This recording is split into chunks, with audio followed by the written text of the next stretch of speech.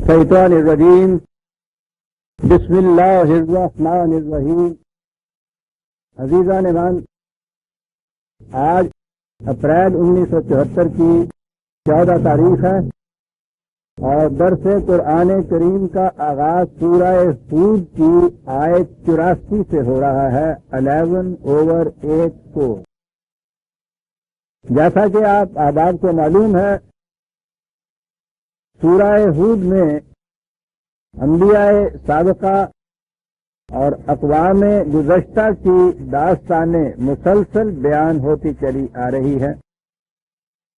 قرآن کریم ان اقوام کا ذکر کرتا ہے تو اس معاشرے میں تمام خرابیوں کا ذکر نہیں کرتا، بلکہ جو بنیادی خرابی تھی کہ جو ان کی تباہی کا باعث بنی انہیں ابھار کر سامنے لاتا ہے، اور مقصد اس سے یہ ہے کہ ہر قوم اپنے ہاں کا جائزہ لے لے اور یہ دیکھ لے کہ اگر ان کے ہاں بھی ان کے نظام میں اسی قسم کی کوئی خرابی پائی جاتی ہے تو وہ اس کی اصلاح کر لے، کیونکہ اسے معلوم ہونا چاہیے کہ خدا کا قانون مکافات عمل اٹل، غیر متبدل اور ابدی ہے۔ اس نے جو نتائج پہلے کسی زمانے میں کسی قوم میں کسی ملک میں پیدا کیے تھے، جہاں بھی وہ چیز دہرائی جائے گی اس کے وہی نتائج مرتب ہوں گے۔ یہ ہے مقصد ان داستانوں سے۔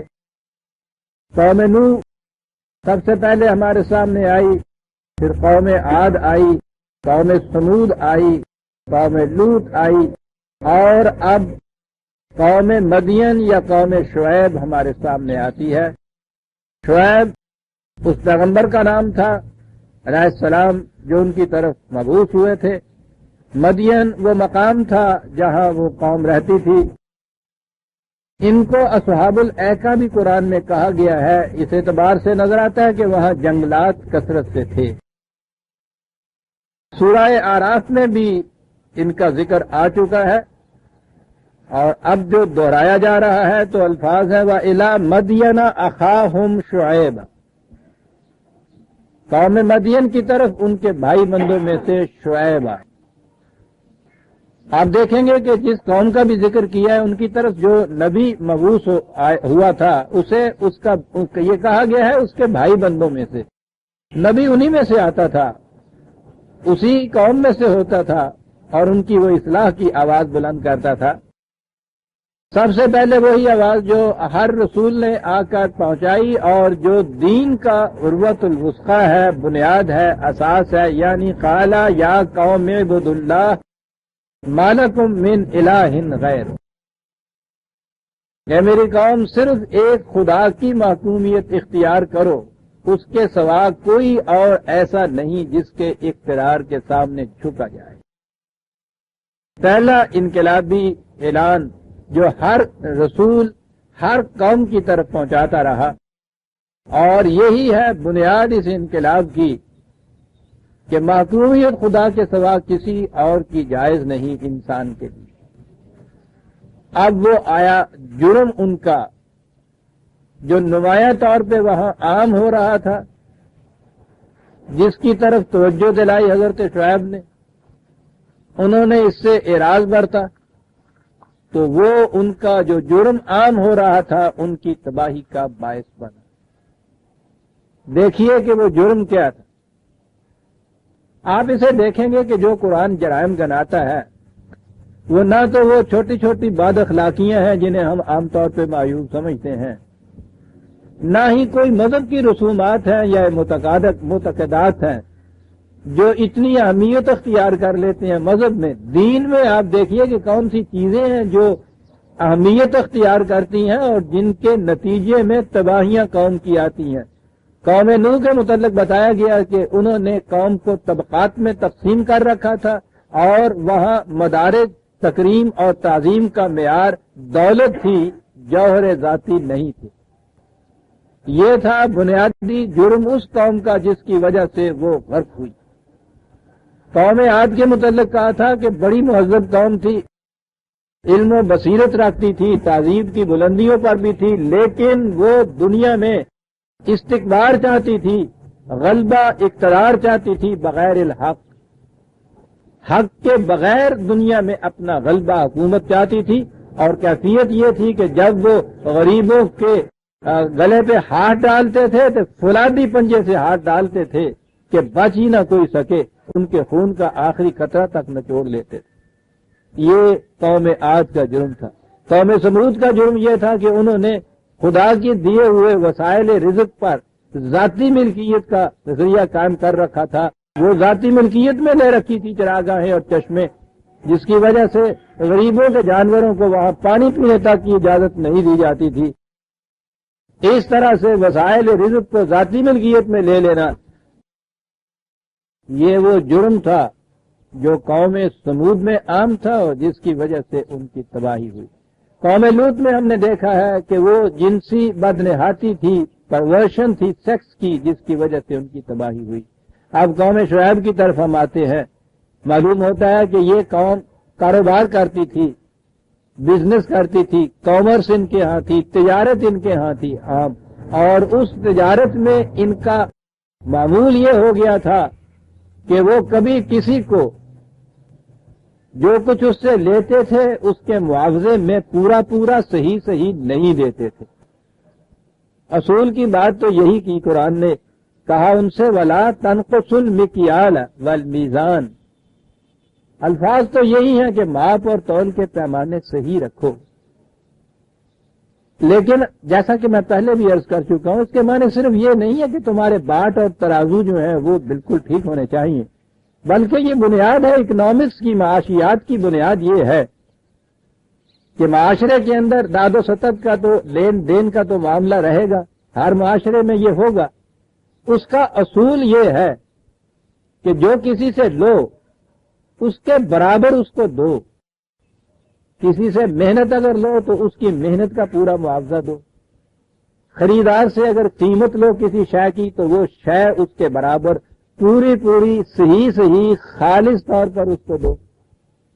یعنی یہ معاشی عدل جسے آپ کہتے ہیں، اکنامک جسٹس جسے آپ کہتے ہیں، یہ اس کا اصول بیان ہو رہا ہے، محض دکانداری کا اصول نہیں ہے کہ تول باٹ اور میزان تمہارا جو ہے، تکڑی اور ترازو جو ہے وہ صحیح ہونے چاہیے، بلکہ یہ ہے کہ معاشرے کے اندر اکنامک سوشل جسٹس ہونی چاہیے تمہارے۔ تو سوشل جسٹس کا قانون ہے جو یہ بتایا گیا ہے، تو بتایا یہ گیا ہے کہ اس قوم کے اندر یہ بنیادی خرابی تھی کہ وہاں سوشل جسٹس نہیں تھا، تو کہا یہ گیا ہے کہ تم عدل برتو لین دین کے معاملات کے اندر سوشل جسٹس میں۔ بڑی عجیب چیز اس میں آئی، انی اراکم بخیر، کہتا کہ یہ ٹھیک ہے میں دیکھ رہا ہوں، اور تم بھی یہ جواب میں کہو گے کہ نہیں ہماری تجارت تو بڑی پنپ رہی ہے، بڑھ رہی ہے، پھول رہی ہے، پھل رہی ہے۔ کہا کہ میں بھی دیکھتا ہوں کہ تم بڑے دولت مند ہو رہے ہو۔ اس بددیانتی کی تجارت کے نتیجے میں یہ ٹھیک ہے، اوور نائٹ ملینئر ہو جاتے ہیں، ہمارے سامنے ہیں۔ وہ کہا میں بھی دیکھتا ہوں کہ یہ بات ٹھیک ہے، تم یہی کہو گے نا کہ تم دیکھو تو صحیح کتنا مال و دولت ہمارے پاس اس سے جمع ہو گیا، تو اسے تم کہتے ہو کہ غلط ہے۔ یہ غلط کیسے ہے؟ اس سے تو نقصان نہیں ہو رہا۔ انی اراکم بخیر، کہا لیکن وانی اخاف علیکم عذاب یوم محیط، تم نہیں دیکھ رہے، میں دیکھ رہا ہوں۔ محیط وہ تباہی جو تمہارے اوپر چھائی ہوئی ہے، تمہیں گھیرے ہوئے ہے چاروں طرف سے، تم نہیں دیکھ رہے، میں اسے دیکھ رہا ہوں۔ میں یہ بھی دیکھ رہا ہوں کہ تم اس بددیانتی سے، غلط نظام جو ہے تمہارے ہاں معیشت کا، اس کی بنا پہ دولت مند کتنے ہوتے چلے جاتے ہو، انی اراکم، یہ بھی میں دیکھ رہا ہوں۔ یہ تو وہ چیز ہے جو تم بھی دیکھ رہے ہو اور میں بھی دیکھ رہا ہوں، لیکن ایک چیز ایسی ہے جو تم نہیں جسے تم نہیں دیکھ رہے، میں دیکھ رہا ہوں، اور وہ دوسری چیز یہ ہے کہ آنے والی تباہی نے چاروں طرف سے تمہیں گھیر رکھا ہے، نکلنے کا راستہ کوئی نہیں ہے، اس میں احاطہ کیے ہوئے ہے وہ تمہارا۔ کیسی عجیب چیز ہے، عین اس زمانے میں جبکہ ایک قوم پوری طرح سے پراسپرس ہو رہی ہو، نہایت مرفع الحال ہو رہی ہو، دولت مند ہو رہی ہو، اس وقت تم سے یہ کہنا کہ یہ ٹھیک ہے، تم کہو گے کہ ہماری یہ روش تو اس قدر ہمیں دولت فراہم کر رہی ہے، تم اس کے خلاف ہمیں یہ کیوں کہتے ہو کہ روش چھوڑ دیں؟ اس وقت یہ کہنا کہ یہ ٹھیک ہے تم بڑے خوشحال ہو، مرفع الحال ہو، لیکن میں ایک چیز دیکھ رہا ہوں جو تم نہیں دیکھ رہے، اور وہ یہ ہے کہ یہی مرفع الحالی تمہیں لے ڈوبے گی، تباہ ہو جاؤ گے۔ طریق جو تمہارا یہ ہے یہ بے حد غلط ہے۔ دیکھا دونوں چیزیں کیسی، ایک وہ صرف اتنی سی بات دیکھ رہے ہیں، یہ اس آنے والے عذاب تباہی کو بھی دیکھ رہے ہیں۔ وَيَا قَوْمَ أَوْفُوا الْمِكْيَالَ وَالْمِيزَانَ، پہلے یہ کہا تھا کہ پیمانے، ماپ اور تول کے پیمانے جو ہیں ان کو غلط نہ رکھ، لا تنقصوا، یعنی یہ حصہ لا تھا کہ ایسا یوں نہ کرو، اسی پہ نہیں چھوڑ رہا یہ انقلابی پیغمبر جو ہے، اس کو بتا رہا ہے کہ اس کی بجائے کرو کیا، اوفوا المیکیال والمیزان بالقسط، اپنے ماپ اور تول کے پیمانے، سوشل جسٹس، لین دین کے اصول تمہارے ہاں کے، تجارت کے کاروبار کی بنیادیں جو ہیں وہ ہمیشہ یاد رکھو، عدل کے اوپر رکھو، صحیح صحیح ماپ تول دو، ہر ایک کی محنت پوری پوری اسے چکاؤ، جس سے جتنا لو اس کے برابر اس جیسی چیز اس کو واپس دو، ولا تبخسوا الناس اشیاءہم، اور وضاحت کر دی کہ لوگوں کی چیزیں جو ہیں ان میں ڈنڈی نہ مارو، یہ لفظ جو ہمارے ہاں محاورہ ہے نا، یہ ڈنڈی مارنا ہوتا ہے۔ میں نے عرض کیا کہ یہ صرف ترازو کا تول نہیں ہے جس کی بات ہو رہی ہے، معاشرے میں سوشل جسٹس کی گفتگو ہو رہی ہے کہ اس میں ڈنڈی نہ مارو۔ اب یہ جو ہے نا اشیاءہم، بڑا عمدہ لطیف اس کے اندر ایک راز ہے، لوگوں کی چیزیں، چیزیں تو اس دکاندار کے پاس ہوتی ہیں اس کی، لیکن جب وہ کسی سے اس کے دام لے لیتا ہے تو وہ اس کی چیز ہو جاتی ہے۔ اس لیے وہ چیزیں جو ان کے اپنے ہاں ابھی دکان کے اندر رکھی تھی، جو ان کی تھی، ان کے متعلق نہیں بات کر رہا، وہ چیز جو کسی دوسرے کی ہو جاتی ہے۔ پھر وہ کہا کہ جب وہ چیز دوسرے کی ہو گئی تو دوسروں کی چیزوں کے اندر دستمزد کرنے کا تو تمہیں کوئی حق حاصل نہیں، اپنی چیزوں کو جو جی میں آئے کرو، جاؤ آگ لگا دو، لیکن یہ تو پھر تمہاری نہیں رہتی۔ بڑی عجیب چیزیں ہیں، ذرا ذرا سی ایک چیز قرآن بناتا ہے نقطہ اور اس میں بہت بڑی چیز واضح کر دیتا ہے۔ وہ جو چیز ہے نا ہمارے ہاں ہم کہتے ہیں کہ صاحب نہیں ساڈا مال ہے گا، جس طرح مرضی ہم دئیے، وہ کہنا ٹھیک ہے، جب تک وہ تمہارا مال ہے وہ تو ٹھیک ہے، جو مرضی کرو اس کے ساتھ۔ جب تم نے اس سے بات کر کے معاملہ طے کر لیا، اس وقت اس سے یہ کہ اتنے میں یہ چیز یوں دی جائے گی، تو اس کے بعد کہا یہ چیز پھر تمہاری نہیں رہتی، یہ اس کی رہتی ہے، ہو جاتی ہے۔ تو اس کی چیزیں جو اب تمہارے پاس امانت کی ہیں، جس کی قیمت وہ دے رہا ہے یا دے گا اس تمہارے اصول کے مطابق، ان میں تو تمہیں کمی کرنے کا حق حاصل نہیں ہے، ان میں تو ملاوٹ کرنے کا حق حاصل نہیں ہے۔ یہ ساری چیزیں اس میں آ جاتی ہے تب خود میں، باخاصہ ان تمام چیزوں کو کہتے ہیں کسی قسم کی بھی کوئی کمی، ملاوٹ، یہ کچھ کرنا ان کی چیزوں میں جس کا معاملہ انہوں نے تم سے طے کر لیا ہے، اب تمہیں اس کا حق حاصل نہیں ہے کہ ان میں کسی قسم کی کمی کرو۔ جو کہہ کے تم نے اس سے معاملہ طے کیا ہے اس کے مطابق اب تمہیں دینا ہوگا۔ یہ ہے جو اتنا بڑا جرم گنا رہے ہیں۔ وہ ان کی روش جو اس وقت کی تھی کہ کاروبار میں وہ معاشی عدل کو ملحوظ نہیں رکھتے تھے، کہا کہ وَلَا تَعْثَوْا فِي الْأَرْضِ مُفْسِدِينَ، ملک میں فساد برپا نہ کرتے چلے جاؤ۔ اب ہمارے ہاں فساد تو صرف ننگے فساد کو کہتے ہیں، فساد انگیزیاں اس وقت ہمارے ہاں کہی جاتی ہیں جب یہ توڑ پھوڑ شروع ہو جاتی ہے، تو آگ لگاتے ہیں، ہنگامے برپا کرتے ہیں، ایک دوسرے پہ حملہ کرتے ہیں، فساد اسی کو کہتے ہیں ہمارے ہاں۔ لیکن آپ دیکھیے کہ قرآن کن چیزوں کو فساد کہہ رہا ہے۔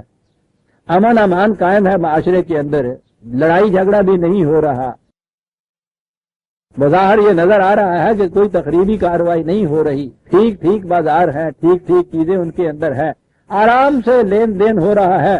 لیکن قرآن کہہ رہا ہے کہ اگر اس لین دین میں معاشی عدل ملحوظ نہیں رکھا جائے گا، یہ فساد ہے ملک کے اندر جو تم برپا کر رہے، اس لیے کہ مادے کے اعتبار سے بھی فساد تو ناہمواری کو کہتے ہیں۔ تو کسی قسم کی ناہمواریاں پیدا کرنا جو ہے معاشرے کے اندر، یہ ہے فساد۔ اب ہم جب کہتے ہیں فساد تو فساد سے صرف ایک ہی اس کی شکل ہمارے سامنے آتی ہے لیکن قرآن تو ان تمام چیزوں کو فساد کہہ کے پکارتا ہے اور انہی کی اصلاح کے لیے وہ آتا ہے. اصلاح کے معنی ہوتا ہے واریاں پیدا کر دینا. تو اب وہ یہ کہتا ہے کہ لین دین میں، خرید و فروخت میں، تجارت میں، کامرس میں، بزنس میں، معیشت کے اندر عدل کو ملحوظ نہ رکھنا یہ فساد ہے معاشرے کے اندر، اور فساد کا نتیجہ تو تباہی ہوتا ہے. یہاں یہی چیز اس سے کہی ہے کہ یہ فساد ہے. سورہ اعراف میں پہلے جہاں یہ ذکر آیا ہے وہاں دو لفظ ایسے آتے ہیں وہ بھی بڑے غور طلب. یہ کچھ کہہ کے جن کا ابھی میں نے ذکر کیا ہے، یہی الفاظ سورہ اعراف میں 7/85-86 7/85-86 وہاں یہی الفاظ دوہرا کے کہ عدل ملحوظ رکھو، ماپ تول کے پیمانے صحیح رکھو، لوگوں سے جو لو اس کے مقابل میں عدل کے بنیادوں کے اوپر انہیں دو پورا پورا. یہ کہنے کے بعد آگے یہ ہے وَلَا تَقْعُدُوا بِكُلِّ صِرَاطٍ تُوعِدُونَ. عام اس کا ترجمہ یہ ہے کہ ہر راستے کے اوپر بیٹھ کر لوگوں کو ڈراؤ دھمکاؤ مت. عام طور پر نگاہ اس طرف گئی ہے کہ یہ ڈاکہ زنی ہے. یہ کہا گیا ہے ہائی وے کے اوپر جو بیٹھ کے یہ ڈاکے مارتے ہیں، کہا گیا ہے کہ یہ چیز ہے. اصل میں جو کہا گیا تو دو جرم ہے اس قوم کے. ایک تو وہ یہ کہ لین دین کے معاملات کے اندر اس طرح سے وہ ظلم کرتی تھی، فساد برپا، ناہمواریاں پیدا کرتی تھی، اور دوسرے یہ کہ وہ بڑی بڑی شاہراہوں پر بیٹھ کے ڈاکے مارتی تھی. اگلے الفاظ جب ہمارے سامنے آتے ہیں تو نظر آتا ہے کہ یہ اس قسم کا ڈاکہ نہیں، یہ اور چیزیں ہیں جن کے اوپر ڈاکہ ڈالا جا رہا ہے. وہ جو رہزن ایمان و آگہی کہا ہے اقبال نے، جن کو وہ رہزن کہا ہے ان کو بھی وہ یہیں سے لیتا ہے، وہ یہ اپنے الفاظ بھی. دیکھیے قرآن کہتا کیا ہے کہ راستوں کے اوپر بیٹھ کے لوگوں کو ڈرا دھمکا کے تم دوسری طرف لے جانا چاہتے ہو. اگلے الفاظ ہیں وہ تصدون عن سبیل اللہ ہے، اور تم خدا کی طرف جانے والے راستوں سے روکتے ہو لوگوں کو. یہ ہے بات وہاں. یہ ڈاکہ زنی نہیں ہے. مسافروں کو راستے میں سڑک پر روک کے ان کی چیزیں چھیننا نہیں ہے. ڈاکہ وہ ہے جو اس طرح سے ڈاکہ مارا جا رہا ہے کہ جس کو کوئی ڈاکہ سمجھتا ہی نہیں ہے. نہ قانون کی گرفت ہو رہی ہے ان پہ، نہ لوگ کہہ رہے ہیں کہ دیکھو پکڑنا، دیکھنا کیسے لوٹ لیا اس نے. یہ نہیں ہو رہا. یہ ڈاکے یہ ہیں خدا کی طرف جانے والے راستے جو ہیں ان کے اوپر تم بیٹھے ہوئے ہو، اور ڈاکہ یہ ہے کہ لوگوں کو ان راستوں کے اوپر چلنے نہیں دیتے. تم کن لوگوں کو نہیں چلنے دیتے؟ آگے بات آ گئی من آمنا نہیں، جو ان صداقتوں کے اوپر، ان اقدار کے اوپر ایمان لائے ہوئے ہیں، جو چاہتے ہیں کہ معاشرے میں معاشی عدل قائم ہو، ہر چیز ٹھیک ٹھیک ملے، امانت اور دیانت سے کاروبار ہوں. تو کہا تم ان کے راستے میں بیٹھ جاتے ہو. اور راستے میں بیٹھنے کی جو شکلیں ہیں وہ تو معلوم ہے ہمیں. اب اس دور سے زیادہ آج کے دور میں یہ چیز جو ہو رہی ہے نظر آ رہا ہے. جیسے میں کئی دفعہ یہ کہہ چکا ہوں، اس معاشرے کے اندر ایک معمولی دکانداری اگر مارکیٹ میں بیٹھ کر، منڈی میں بیٹھ کے یہ چاہے کہ نہ بھائی یہ اصول تو میں نہیں اختیار کروں گا، ماپ تول بھی پورا ہوگا، چیز کی قیمت بھی صحیح سی ہوگی، ملاوٹ بھی نہیں ہوگی، دیانت داری سے، امانت داری سے میں یہ کروں گا، اور آپ دیکھیں گے کہ ساری منڈی والے اس کے خلاف ایکا کر دیں گے. 8ویں دن اس کو منڈی چھوڑنی پڑے گی، دیوالا پٹ جائے گا. یعنی وہ اسے وہاں پنپنے نہیں دیں گے، بیٹھنے نہیں دیں گے کہ دیانت دار. یہاں آتی ہے وہ بات کہ یہ لوگ پھر کیا کرتے ہیں. آپ نے دیکھا کہ یہ جو کہا ہے کہ وہ تم راستوں پہ بیٹھ جاتے تھے رہزنی کے لیے، تو یہ رہزنی یہ نہیں تھی. یہ تو ہمارے ہاں کے کروڑ ڈاکو ہیں بیچارے، جو وہ لٹھ لے کے راستے میں بیٹھ جاتے ہیں اور آنے جانے والے کی گٹھڑیاں لوٹ لیتے ہیں. اصل قزاق، اصل ڈاکو تو یہ ہیں جو معاشرے کے اندر بیٹھے ہوئے نہایت امن سے، نہایت چین سے، صاحب بڑے مہذب، بڑے شریف، نمازی، پرہیزگار، بڑی عزت، کبھی ساری عمر میں کسی سے اونچا نہیں بولے، کسی کو گالی نہیں دی، تھپڑ نہیں مارا، دنگا نہیں کیا، فساد نہیں کیا، بڑے پورا من رہتے ہیں. اور یہ بزنس مین کا تو یہ عام طور پہ یہ ٹیکٹ بھی یہ ہے کہ وہ پورا من رہے، گالی تک نہ دے، ہنستا چلا جائے، خون کا آخری قطرہ نچوڑ لے۔ کاریگر محنت کا جو کچھ بنا کے لائے، کبھی دیکھنا چاہیے جو دکان پہ بیٹھا ہوا سرمایہ دار اس سے وہ چیز لیتا کیسے، اسے پتا ہوتا ہے کہ اس نے اس کے پیسے لے کے آٹا لینا ہے اور بچوں نے روٹی کھانی، بس یہ پتا ہوتا ہے، یا پیشگی دیا ہوا ہوتا ہے کہ یہ نکل ہی نہیں سکتا اس سے، مجالہ اسے تاؤ آ جائے، مجالہ غصہ آ جائے، ہنس رہے ہیں میاں جی کر رہے ہیں صاحب، آخری قطرہ نچوڑ رہے ہیں، اور وہی چیز لینے کے بعد جب وہ گاہک آتا ہے اس کو دینے کے لیے ہوتے ہیں تو سیدھی سی بات ہے صاحب، قرآن اٹھا لیتے ہیں کہ صاحب میری تو خرید ہے یہ 2 روپے، اور آپ کو معلوم ہے نا کہ وہ خریداری پھر کس طرح ہوتی ہے، یہ لیا ہوا جوتا یہ گھر لے جاتے ہیں، بیوی کے پاس بیچ دیتے ہیں، یعنی روپے میں خریدا، 1.5 میں بیوی کے پاس بیچا، بیوی نے صبح اٹھ کے میاں کے پاس 2 روپے میں بیچ دی، آپ آ کے یہاں قرآن اٹھا رہے ہیں، اول تو اس جسدان کے اندر ہیر وارشہ ہوتی ہے، لیکن اگر قرآن سچ مچ رکھا بھی ہوا ہو تو بالکل سچی قسم کھاتے ہیں کہ میں ابھی 2 روپے میں خرید کے لایا ہوں، میاں کیسے دے دوں تمہیں، میرا منافع تو نہ دو، چھوڑ دو، ارے لگتے دام تو مجھے دو، ہنستے ہوئے یہ سب کچھ کریں گے۔ تو فساد جسے آپ کہتے ہیں، راہزنی یا ڈاکہ کہتے ہیں، وہ تو یعنی، اور میں تو یہ ایک معمولی مثال 2 روپے کے اس دکاندار کی دے رہا ہوں، کروڑوں روپے کے بزنس اسی طرح سے ہوتے ہیں، سوشل جسٹس معاشرے میں نہیں رہتا، اسے کہا ہے قرآن نے کہ ان راہوں کے اوپر تم بیٹھ جاتے ہو، کیا بات ہے قرآن کی، یہی نہیں کہ دکان پہ بیٹھ جاتے ہو، اپنا ہی کاروبار ایسا کرتے ہو، جو بزنس کے راستے ہیں ان کے اوپر اس طرح سے بیٹھتے ہو کہ جو شخص بھی امانت اور دیانت سے کام کرنا چاہے وہ کر ہی نہ سکے، کہتے ہیں تم راستے روک لیتے ہو ان لوگوں کے بھی، اتنا ہی نہیں کہ خود یہ کچھ کرتے ہو، جو یہ نہ کرنا چاہے ان کے راستے روک کے بیٹھ جاتے ہو، تو پھر کرتے کیا ہو اور اسے سکھاتے کیا ہو، تب غلنا ہا ایوجا، تو کہتا ہے کہ تیز خم کی راہیں تم بتاتے رہتے ہو۔ آہا، ساری بات اس میں عزیزان، اس بزنس میں، اس تجارت میں جس میں خدا ساتھ نہیں رہتا، سیدھی بات ہے، ایک تو وہ سیدھا راستہ ہے نا، کہا یہ جو صراط ہے اس کے اوپر تو تم بیٹھ جاتے ہو ڈاکہ ڈالنے کے لیے، صراط نہیں، سیدھا راستے پہ نہیں چلنے دیں بھئی، کاروبار تو اب کرنا ہے کہ کیا کیا جائے، چلیں صاحب 20 راستے ہیں اس کے لیے، تو تب ہونا ہے یہ وجہ، اس سیدھے راستے میں تم پیچ و خم ڈالتے ہو اور یہ سکھاتے ہو اسے، آ جائے تمہارے ساتھ تو بسم اللہ برادری میں شریک ہو گیا، نہ آئے تو صاحب وہ اکھیڑ کے رکھتے ہیں صاحب، عمر بھر اس کو کہیں پاؤں نہیں لگنے دیتے، یہ ہے ڈاکہ دنی جو وہ کرتے ہیں۔ کہا پھر اس کے بعد تم کرتے کیا ہو، جو ذرا بھی اپنے اس اصول پر قائم رہنا چاہتا ہے، وہ آمنہ جس کو کہا ہے کہ نہیں بھائی میں تو یہ طریقے، یہ ٹیڑھ بیڑھ کے طریقے میں نہیں اختیار کروں گا، میں تو سچا سیدھا طریقہ جو ہے اسی میں چلوں گا، اسی پہ چلوں گا، اسی سے میں تجارت کروں گا، اس سے کاروبار کروں گا۔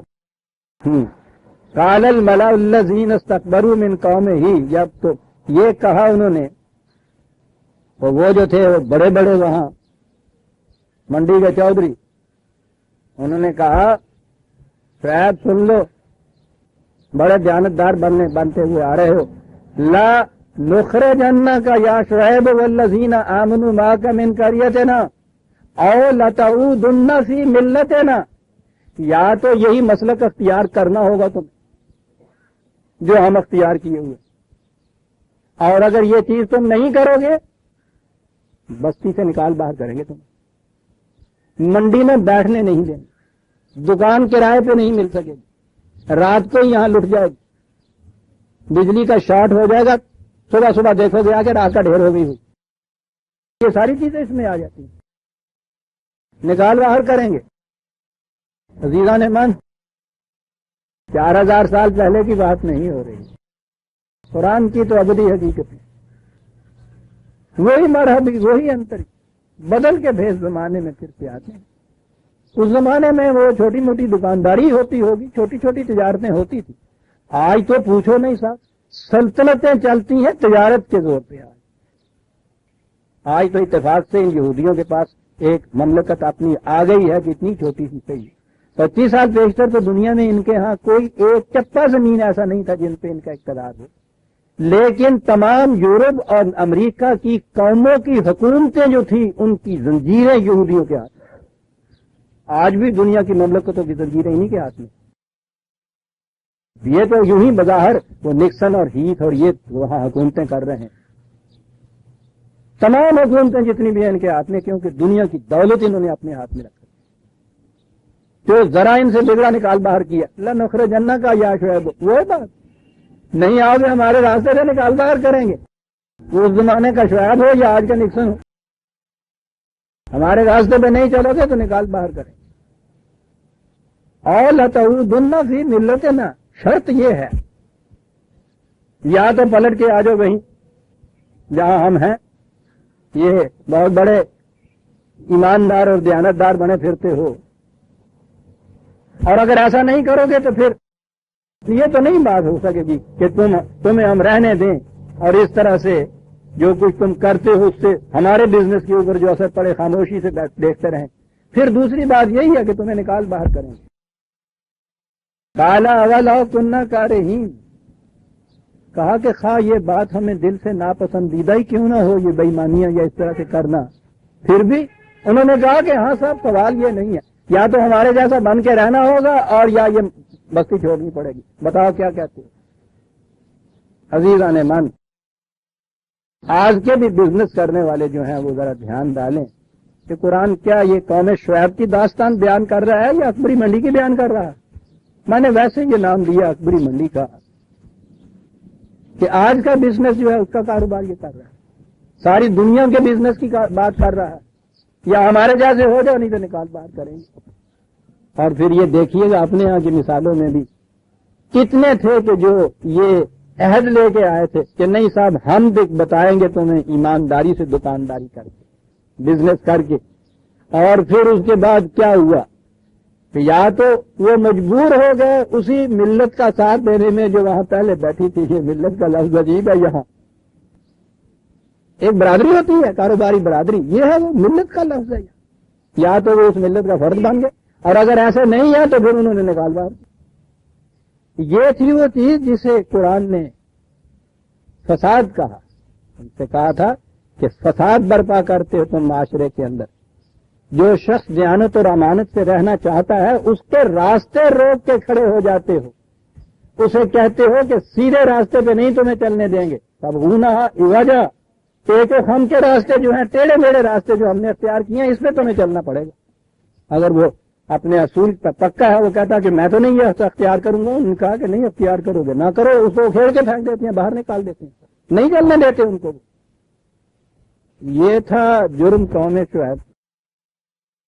فرمائیے یہ کہ جرم یہ اسی قوم کا تھا یا آج تو جیسا میں نے عرض کیا ہے ساری دنیا یہ ایج آف اکنامکس کہلاتی ہے، ہمارا دور ہی عصر معاشیات کہلاتا ہے، یہاں ہر چیز کے فیصلے معاشیات پہ ہوتے ہیں، اکنامکس پہ ہوتے ہیں، اور اکنامکس کا نام ہی تو یہ بکیال اور میزان ہے۔ ساری دنیا میں وہ جرم پھیلا ہوا ہے کہ جس کا تذکرہ یہاں قوم شعیب کے ریفرنس سے بالخصوص ہو رہا ہے۔ اب اگلی بات جو ہے وہ ہے یا تو ان چیزوں کو ہم واز کی طرح دس کی طرح سن لیں اور یہ کہیں کہ ہاں تھا، اور خوب بات کہتا ہے صاحب قرآن، اس کی شاعری کی داد دے دیں ہم، یا اس کے بعد دعا کریں یا اللہ عاقبت بخیر کر دیں، ہماری یہ دنیا جو کچھ ہو رہی ہے اس میں تو ہمیں کرنے دو، جو کچھ ہم کر رہے ہیں تو عاقبت بخیر کر دینا، یا اس سے تلاوت کر لو، اس سے ثواب حاصل کر لو۔ وہ کہتا یہ ہے کہ یہ جو کچھ ہم کہہ رہے ہیں یہ ابدی قوانین ہیں، انہوں نے جو نتیجہ 4000 سال پیشتر شعیب کی قوم میں نکالا تھا وہی نتیجہ ہر دور میں ہر قوم میں یہ نکالے۔ وہ کہتا ہے اس پہ سوچ لو، یہ بات، یہ قرآن پڑھنا، یہ قرآن جو ہے سمجھنا، اس کے معنی یہ ہیں، یہ محض ذہنی تقدس کی بات نہیں ہے، یہ صرف ثواب حاصل کرنے والی بات نہیں ہے، یہ تو اٹل اصول دیے ہوئے ہیں جو وہ آپ کے سامنے لاتا ہے۔ تمہارا جی چاہے مان لو، نہ مانو گے تو وہی اشر ہوگا جو کہ قوم شعیب کا ہر قوم کا جو ہوتا چلا آ رہا ہے۔ آگے ایک بات سمجھائی، میں نے کہا نا کہ یہ پیغمبرانہ دعوت کا طریق یہ ہوتا ہے لا الہ اور الا اللہ دونوں چیزیں میں بتاتے ہیں اس غلط معاشرے کا نتیجہ یہ ہو. وہ اتنا ہی نہیں بتاتے کہ یہ ان کے نقائص وہ ایک ایک کر کے بیان کرتے چلے جائیں اور پھر اس کے بعد کہیں کہ بھئی اب جو تمہارا جی چاہے کرو. نہیں صاحب، اس کے بعد یہ بھی بتاتے ہیں کہ تم پھر کرو کیا. یہ ہے نا اللہ. کہا یاد رکھو، ایک بڑا جامع لفظ ہے قرآن کا اور بڑا ہی سمجھنے والا ہے. یاد رکھو، بقیت اللہ خیر لکم ان کنتم مومنین. اگر تم ان صداقتوں پر، ان اصولوں پر ایمان رکھو، یقین رکھو، تو یاد رکھو اب یہ جو ترجمہ ہے نا بقیت اللہ خیر لکم، عام ترجمہ کیا جاتا ہے کہ جو اللہ کے پاس باقی رہتا ہے وہ تمہارے لیے بہتر ہے. یہ ہوا ترجمہ. اللہ کے پاس رہتا ہے اور یہ تفسیر سیدھی بات ہے کہ وہ ثواب ہے، وہ تمہارا اعمال نامہ ہے. بس وہ ثواب والی بات جو ہے بس وہ ہے بہتر تمہارے لیے. تو یا تو یہ سارے کاروبار دھندے دنیا کے یہ سارے چھوڑو، صرف ثواب پہ آ جاؤ، یا یہ کہ اس میں تو یہ کچھ کرتے رہو اور کارے ثواب کے کام بھی ساتھ کرتے رہو. وہ کارے ثواب کے کام آپ کو معلوم ہے نا، مسجد میں قالین بچھاؤ، وہاں جھاڑ بچھاؤ، دیگیں چڑھا دو، نذرانہ دے دو، حضرت صاحب کو جا کے کچھ منت مان لاؤ، داتا صاحب کا وہ دروازہ بنا دو سونے اور چاندی کا. یہ ہے نا وہ کارے ثواب کے کام. اس کا یہ بقیت اللہ کی تفسیر یہ کی جاتی ہے کہ میاں جو اللہ کے پاس رہتا ہے نا وہ بہت بہتر ہے، یہ کیا کرو. بڑی عجیب چیز اصل میں تو وہ بنیاد جو ہے نا ہمارے یہاں الفاظ کے ترجمے کی اور مفہوم کی، یہ فنا اور بقا کے الفاظ. فنا کے معنی ہمارے کیے جاتے ہیں معدوم ہو جانا، جو رہی نہ. بقا ہوتی ہے جو باقی ہوتا ہے. یا ہمارے یہاں حساب کتاب کے اندر باقی ہوتا ہے جو کچھ یہ حساب کر لیا، جو بیلنس اور نکلا باقی رہا. یہ ہوتے ہیں نا ہمارے یہاں کے تصورات. عربی زبان میں بنیادی طور پہ یہ معنی نہیں ہوتے. وہاں معنی یہ ہوتے ہیں ان چیزوں کے وَجَبْ کا وَجْهَ رَبِّكَ ذُو الْجَلَالِ وَالْإِكْرَامِ. یہ قرآن میں آئیں گے یہ الفاظ، اور وہ کُلَّ شَيْءٍ حَالِقٌ إِلَّا وَجْهُ بھی یہ چیز آئے گی. جب کا وہی ہے بقا کا، باقی رہے گا جسے ہم کہتے ہیں، باقی فنا ہو جائیں گے، یہی معنی نہیں. وہاں ہوتے ہیں فنا کے معنی ہوتے ہیں ہر وہ شے جس میں تغیر آتا رہے، تبدیلیاں آتی رہیں. بقا ہوتا ہے جو غیر متغیر ہو، جس کے اندر کوئی چینج واقع نہ، جس میں تبدیلی نہ آئے. لفظ دولت کے تو لفظی معنی دوبارہ کے ہیں جس کے معنی گردش کرنا ہے. کاروبار، اس کے منافع، اس کے نقصان، اس کی اونچائی، اس کی نچائی، یہ ساری چیزیں جتنی بھی ہیں یہ بدلتے رہنے والی چیزیں. آتا ہے دھن، جاتا ہے دھن، ہر شخص اسے مانتا ہے. میاں یہ چیزیں جو ہیں یہ تو بدلتے رہنے والی. تمہارے اس غلط اصولوں کے تابع جو تم تجارت کرتے، یہ دولت کماتے ہو، یہ مال کماتے ہو، یاد رکھو یہ تغیر پذیر ہے. اور جو چیزیں تم بقیت اللہ، جو چیزیں تم خدا کے قوانین کے مطابق کرو گے وہ غیر متغیر ہوں گی. حقیقت اس میں تغیر نہیں ہوگا. اس میں جتنا جی چاہے کر لو. اور یہ تو مانا ہوا اصول تجارت کے اندر مانا ہوا ہوتا ہے کہ صاحب اس میں تو ہوتا ہی ہے. آج ادھر وہ ایک شخص جو ہے وہ ملینئر بنا ہوا ہے، دوسرے دن میں ایک سودا اس نے ایسا کیا ہے خاک نشین ہو جاتا ہے. کہا کہ یہ چیز تم اپنے اصولوں کے تابع دیکھ لو. کاروبار کے اندر جو جس طریق سے تم کاروبار کرتے ہو اس طریق میں تو یہ چیز ہے، یہ تو تغیر پذیر ہے یہ جو کچھ تم کرتے ہو. لیکن اگر خدا کی بتائی ہوئی اقدار اور اصولوں کے مطابق یہی تجارت تم کرو تو یاد رکھو اس کی کیفیت یہ نہیں ہو جائے گی کہ آج تم لاکھوں پڑتی ہو اور کل خاک نشین ہو کے بیٹھ جاؤ. بقیت اللہ خیر لکم. اس نظام، ان اقدار کے مطابق تم جو کرو گے وہ غیر متغیر ہوگا، وہ جو نہ پائے. اسی لیے قرآن کریم میں جو وہ بتایا ہے نا اصول کہ وَأَمَّا مَا يَنْفَعُ النَّاسَ فَيَمْكُثُ فِي الْأَرْضِ، وہ سورہ اعراف کی آیت 13/17. ہاں تم یہ چاہتے ہو نا کہ غیر متغیر طور پر کوئی چیز نفع رساں ہو، ایسی منفعت بخش ہو جس میں تبدیلی نہ آئے، وہ منفعت ہی منفعت ہو. کہا کہ یاد رکھو اس کا اصول ہم تمہیں بتاتے ہیں, بنیاد اس کی ہم تمہیں بتاتے ہیں. یم کو تو فی الارض ما ینفع الناس, جو چیز تم اپنے فائدے کے لیے کرو گے وہ تو تغیر پذیر ہوگی, اور جو چیز پورے نہ انسانی کی منفعت کو سامنے رکھ کے کرو گے وہ تغیر پذیر نہیں ہوگی. قرآن بتاتا یہ ہے, اور یہی وجہ ہے دوسری جگہ اس نے جنت کے متعلق بھی یہی چیز کہی ہے. نہیں, جنت کے متعلق نہیں ہے بلکہ یہ تقابل کیا ہے انہوں نے. المال والبنون زینت الحیات الدنیا 18/46 سورہ کہف کی 46ویں آیت 18/46. کہا یہ ٹھیک ہے, یہ مال و دولت دنیا, یہ رشتہ و فرزند, یہ ساری چیزیں قابل بصرت نہیں ہیں. زینت الحیات الدنیا دنیاوی زندگی میں وجہ کشش ہے, ٹھیک ہے, انہیں حاصل کرنا چاہیے, لیکن یاد رکھو یہ منتہا مقصود نہیں ہے زندگی کا, یہ آنے جانے والی چیزیں ہیں. زندگی میں تمہارے وہ چیزیں بھی ہونی چاہیے جو آئیں تو جائیں نہیں. یاد رکھو والباقیات الصالحات خیر عند ربک ثوابا وخیر املا. جو چیزیں خدا کے بتائے ہوئے قوانین رسول اور اقدار کے مطابق تم حاصل کرو گے وہ ہیں جو غیر متغیر ہوں گی, وہی چیزیں ہیں جو بہترین ثواب کے لفظ کے معنی اور ہوتے ہوتا, وہ بہترین بدلہ ہے تمہاری کاوشوں اور نتیجوں کا. اور کیا بات ہے خیر عملا, وہی آرزویں بہتر ہیں کہ جن آرزوؤں کے نتائج میں جو کچھ ملے وہ تبدیل ہونے والا نہ ہو. آرزویں بھی تم کرو تو ان چیزوں کی کرو, حاصل بھی کرو تو ان چیزوں کو حاصل کرو کہ جو آئیں تو پھر جائیں نہیں. اور یہ جو چیزیں ہوں گی الصالحات خدا کے بتائے ہوئے صلاحیت بخش پروگرام کے مطابق جو کچھ تم حاصل کرو گے وہ ہے جس میں تغیر نہیں ہوگا, جس میں بقا ہوگی, جو رہنے والی چیز ہوگی.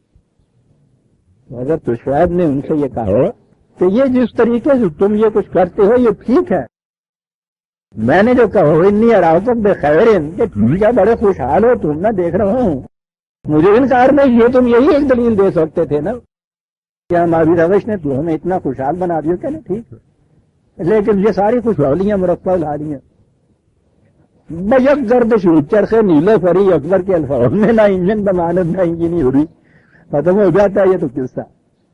آؤ تو میں وہ سودا بتاتا ہوں کہ جس سودے میں خسارہ نہیں ہوتا. ان کنتم مومنین کہا وما انا علیکم بحفیظ, میں تم پہ دروغ نہیں مقرر کیا گیا کہ مار مار کے تمہیں اس چیز بلاؤں گا. میں نے تمہارا فائدہ اور نقصان تمہیں بتا دیا. تم خود صاحب عقل و شعور ہو, پاگل نہیں ہو.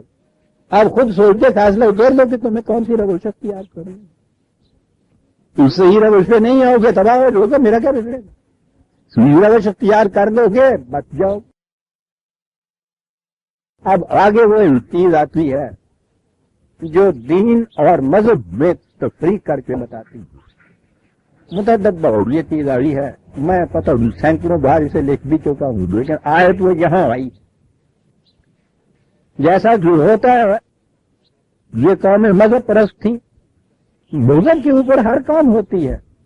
6000 سوال پیش تو بھی خواہ اس کی شکل کچھ ہی کیوں نہ ہو, اپنے ذہن کے اندر سے ہر قوم خدا کو مانتی. ابتدائی دور کا غاروں میں رہنے والا انسان, اس کے متعلق بھی جب بہت تحقیقات ہوئی ہیں, اس نے بھی کسی نہ کسی ایسی اصول کو مان رکھا تھا جو فوق فطرت تھی, جس کی طرف رجوع کرتے تھے اپنی مصیبتوں میں.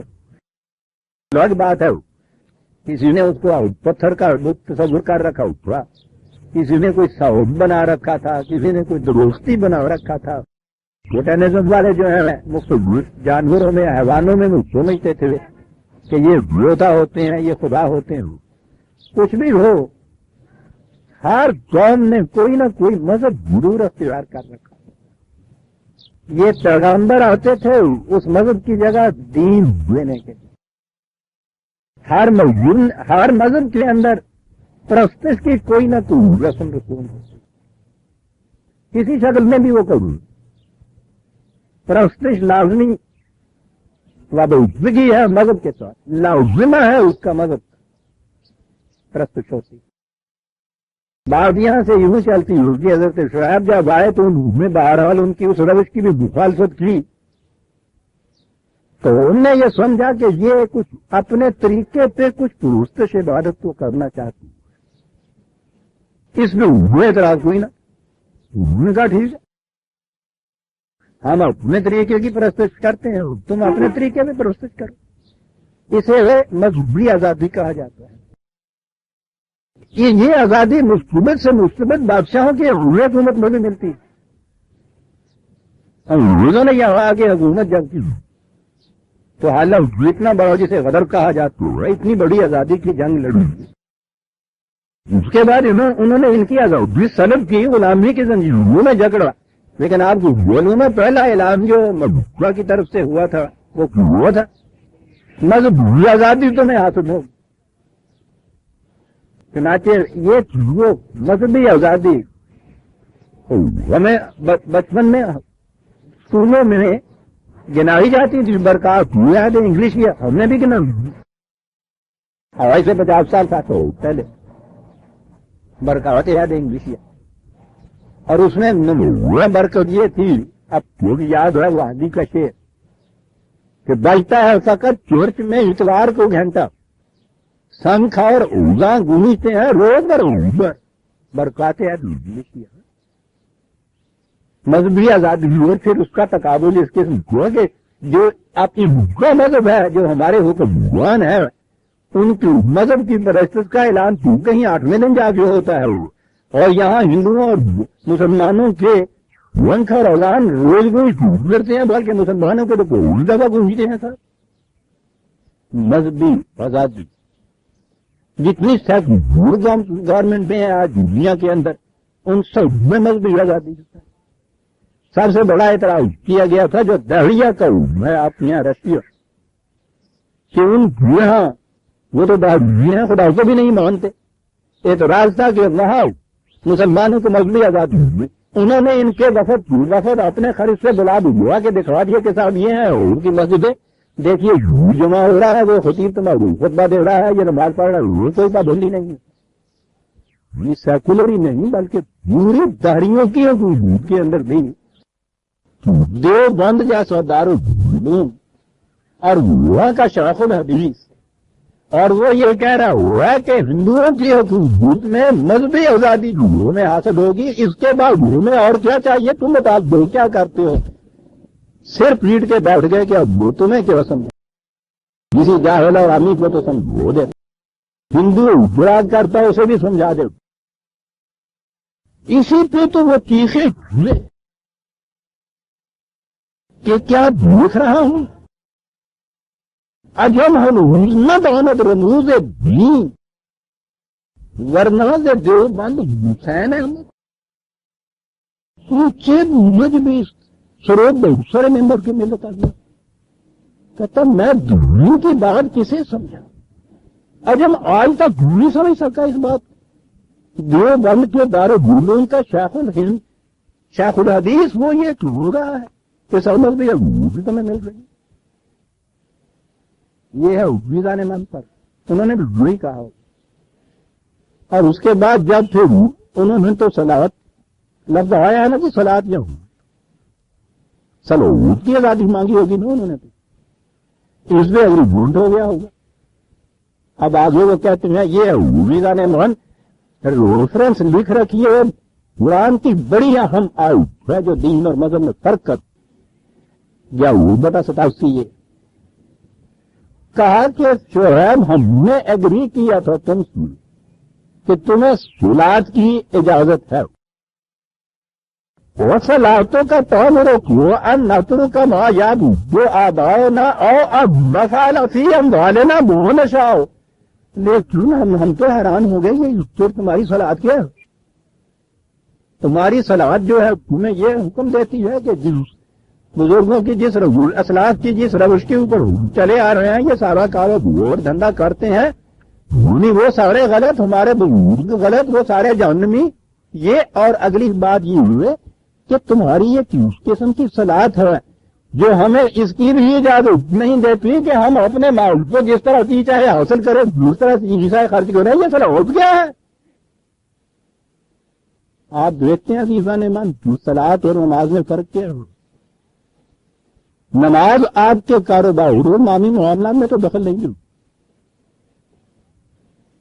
دکان وہاں بیٹھے جو جی میں آئے ہو کرتے رہے، اذان ہوئی اور آپ یہاں آئے، اور یہاں آنے کے بعد جو نماز میں آپ کھڑے ہوئے، اگر آپ نے وضو صحیح کیا اس میں تو بہت ہی خود ہو جاتے، تو تیرے گٹ نہیں آئے جو توتے گئے وضو نہیں ہو جائے گا، ٹھیک ہے جی گٹے تو نہیں وضو ابھی اٹھ پریپریشن ہو گئی نماز کی، وہ اٹھے، وہ تمہارے بہو کے درمیان فیصلہ نہیں ہے، پورا فیصلہ پورا کرتی ہے، ٹھیک ہے۔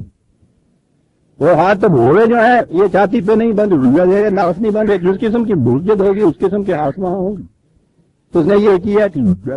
اور اللہ کو اکبر ڈھونڈ دیا ہے، اگر آج کتوں تک نہیں جو میں اتوں یا اتنے ڈنڈیا ہوا بھی لگا وہ بھولے گیا، کیونکہ میں گھوتے ہوئے ہاتھ اٹھاؤ نہ اٹھاؤ وہ ساری چیزیں تو وہ دیکھے گا تو، اور یہ سب کچھ اس کر لیا تو اس نے کہا الحمدللہ نماز تمہاری ٹھیک ہو گئی۔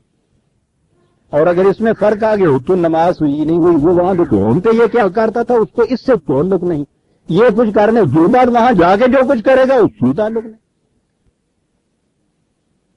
وہ تو بہت کو یاد ہوگا نا، وہ تو کامبا والا قصہ دوسرے تھے ہمارے یہاں کے سوامی، ان کہتے ہیں کہ تو جو تم گال لاؤں گی میں دکاندار پیچھے تو آ جانا ہے، روکتے جی اپنی ہٹی نہیں میں جھوڑتی وہ جو سودا کار آیا تھا، بیٹے نے پوچھا کیا سودا کار ہے، اس نے کہا یہ کارو کیا لگا ابو جی مجھے بڑا ہی گھر کر دیتا، پھر وہ تو بڑا کاٹے کا سودا ہے، تھی یہ گل سوچ نہیں کہنے لگا ہاں یار سوچی تو نہیں ہے، کرنے کا دیر ہے، کہنے لگا کوئی گول نہیں ہے، ہو جائے گا، کہنے لگا جی وہ ہو کیسے جائے گا، تو لگا اسی دفعہ پا دیں گے، کہنے لگا جی چلو پھر اٹھو چلیے، کہنے لگا نہیں کل سویرے چلیں گے، کہنے لگے کیوں، کہنے لگا ہوں اصل کا جڑا تنگ ہوں جانا، اثر کا جڑا تنگ ہوں جانا، بڑی ٹیکنیکل بات ہے۔ اصل موتوں کا تعمروں کا مسئلہ میں بھی اموال نہ مان شاؤ، کیا تمہاری صلاحت یہ ہے کہ ہم اپنی مرضی کے مطابق کاروبار بھی نہیں کر سکتے؟ اللہ اکبر عزیزان ایمان، یہ ہے فرق نماز اور صلاحت کے اندر۔ نماز کو اس سے دخل نہیں ہے کہ تم کاروبار کس طرح سے کرو، جس طرح سے جو جی میں آئے وہاں کرو، بلکہ وہاں سے آ کے اگر یہاں تم قولین یا دریاں بچھا دو، سارے نماز ہی تمہارے کاروبار میں برکت کی دعائیں دیں گے، کاروبار میں برکت کی دعائیں جس کی وجہ سے یہ درجیاں آئی، نماز نہیں دخل دیتی۔ عزیزان نے من 4000 سال پہلے کی بات ہے، وہاں بھی جھگڑا نماز دو صلاحت ہی کا تھا، ہوتا ہم نے تو سمجھا ہے نماز پڑھنی ہے چھوڑو تو دوسرا مرضی پڑھ دے، لیکن یہ تو قصہ ہی اور نکل۔ کیا تمہاری صلاحت تمہیں اس بات کے لیے بھی حکم دیتی ہے کہ ہم کاروبار بھی اپنی مرضی کے مطابق نہ کریں، خدا کے قوانین کے مطابق کریں؟ صلاحت تو یہ کہتی ہے عزیزان ایمان کہ زندگی کا ہر سانس خدا کی اقدار کے مطابق چلے، یہ ہے صلاحت۔ یہ مسجد کی چار دیواری کے اندر تک جو موجود ہے وہ نماز، وہی شروع ہوتی ہے وہی ختم ہو جاتی، یہ تو پہلے سانس سے شروع ہوتی ہے وَلَا تَمُوتُنَّ إِلَّا وَأَنْتُم مُسْلِمُونَ، آخری سانس تک پہنچ جاتی ہے۔ صلاحت کے تو معنی ہے کسی کے پیچھے دوڑتے ہوئے چلے جانا، جب تک اگلا دوڑتا ہے پیچھے چلے جانا، اور اگلے کے متعلق کہا اِنَّ رَبِّي عَلَىٰ صِرَاطٍ مُسْتَقِيمٍ، تمہارا رب صراط مستقیم پہ آگے آگے ہے، نوزو تھک کے کہیں بیٹھے گا نہ تمہیں وہاں چھوڑنا ہوگا۔ یہ ہے صلاحت، اس کے لفظی معنی ہیں وہ نماز، وہ تو لفظ بھی عربی کا نہیں، وہ تو لفظ بھی مجوسیوں کا، لیکن فرق یہ کیجیے جو فرق 4000 سال پہلے تھا وہی فرق مذہب جہاں بھی ہوگا ایک ہی ہوگا، دین جہاں بھی ہوگا ایک ہی۔ تو انہوں نے کہا کہ شعیب عجیب بات ہے، معاہدہ ہمارا ہوا تھا کہ تمہیں آزادی ہوگی نماز کی، اور تم کہہ رہے ہو میری صلاحت جو ہے مجھ سے یہ کہتی ہے کہ تم اپنا کاروبار بھی اپنی مرضی کے مطابق نہیں کر سکتے، خدا کے احکام کے مطابق یہ کرنا ہوگا۔ باقی رہا یہ کہ تم جو بار بار کہتے ہو کہ بابا کیوں غریبوں کا خون نچوڑتے ہو، کیوں لوگوں کے ساتھ بدبیانتی کرتے ہو، تمہیں کیا پتا اس غریب مزدور نے کس محنت سے یہ 4 پیسے کمائے ہیں، اور جو تمہارے یہاں یہ لینے آیا ہے یہ آٹا نون اور دال، اور جو لیتے ہو اس کے مطابق تو اس غریب کو دے دیتے۔ کہا کہ تم روز یہ کچھ ہم سے کہتے ہو، کیا بات ہے؟ انکا لا انت الحلیم الرشید، دنیا میں سب سے بڑے غمگسار اور سب سے بڑے ہمدرد انسانیت تم ہی ایک رہ گئے، بس اور نہیں کوئی رہ گیا۔ آج بھی جو کسی کو یہ کہتا ہے صاحب یہی جواب ملتا ہے کہ جی معاشرے جانبدار تسی ہو، اور سارے بے ایمان واسطے نے تھوڑے نزدیک تھے، بہت بڑے آگے مقدس میں آتا ہے،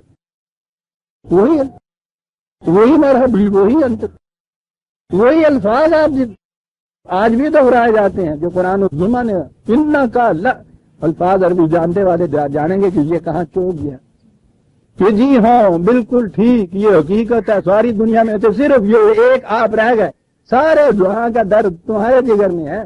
جی ہاں، اسی سارے بے ایمان بھی تو سنگ دل بھی تو بے رحم بھی تو ظالم بھی، تو بڑے غمگسار تو بڑے حلیم تو بڑے رشید، ایک تسی ہی رہ گئے۔ جنہ کا لان نمان اتنی سی عربی تو ضرور سیکھ چھوڑیے خدا کی۔ جنہ کا لان تھا الحلیم الرشید، پھر الحلیم الرشید ایک کو جنوں کہنے بکلہ تو ہی رہ گئی سر۔ ہاں غصہ نہیں آپ، یہ سارا کچھ وہ کہہ دے حلیم الرشید، چھوٹی چھوٹی سی باتوں پہ بھڑک نہیں اٹھتا۔